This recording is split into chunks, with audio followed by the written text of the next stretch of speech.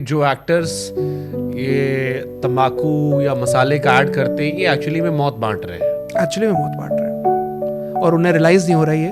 But आगे आने वाले समय में जितने लोग ये सब खा रहे हैं, ये कैंसर का रूप बहुत तेज़ी से फैल रहा है। और ये जो अब हर जगह 2027 तक आते आते शुभांकर, हर 10 में से 7 लोगों को कैंसर होने का खतरा है। हर 10 में से 7 लोगों को आज रियलाइज़ नहीं हो रहा। आज रियलाइज़ नहीं हो रहा क्योंकि आप ये सब बांटे जा रहे हो।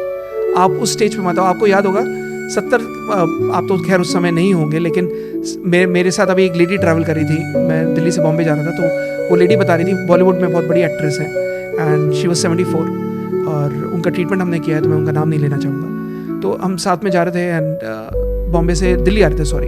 तो उन्होंने बताया कि तरंग, पता है पहले ना फ्लाइट्स में सिगरेट चलती थी एंड फ्लाइट में पहले सिगरेट पीना अलाउड था।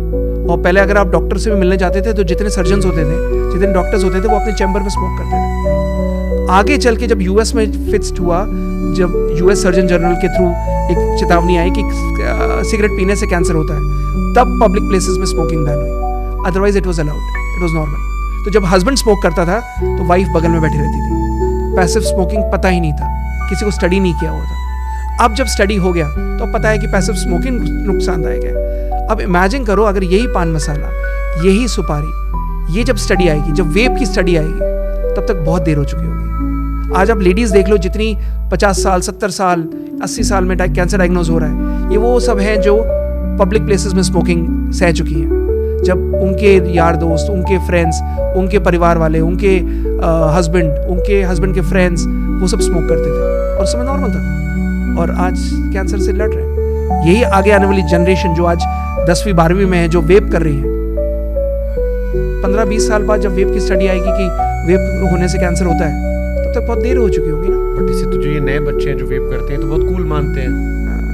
यही गलत है। इसमें एक केमिकल होता है वेप में, जिसको कहते हैं प्रोपाइलिन ग्लाइकॉल। और जब आप उसे जलाते हो, प्रोपाइलिन ग्लाइकॉल में प्रॉब्लम नहीं है, बट जब आप उसको पफ करते हो तो एक कॉपर कॉइल में ये जलता है, उससे फॉर्मल्डिहाइड रिलीज होता है और एक्रोलीन रिलीज होता है।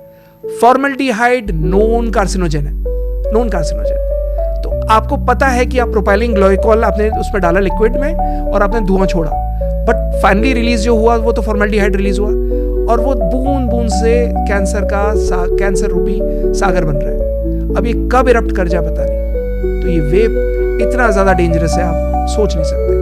और आज आप जिसको भी देख लो, छोटे से छोटे शहरों में, बड़े से बड़े शहरों में, हर कोई बच्चा या हर कोई बड़ा पाइप लेके घूम रहा है। वो उसको लगता है कि हमने सिगरेट छोड़ दी, ये पाइप हम ले रहे हैं, इससे तो नॉर्मल है। और वो रियलाइज नहीं होता। मैं तो कई लोगों को जानता हूँ जो सुबह उठते ही सबसे पहले वो वेप लेते हैं। एंड आप उन्हें क्या बोलोगे? आप उन्हें समझाते हो, कहते हो कि नहीं, other than I think hospital में जब आते होंगे तब शायद वेप छूटता होगा।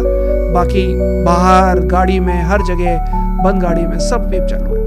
And this is so dangerous.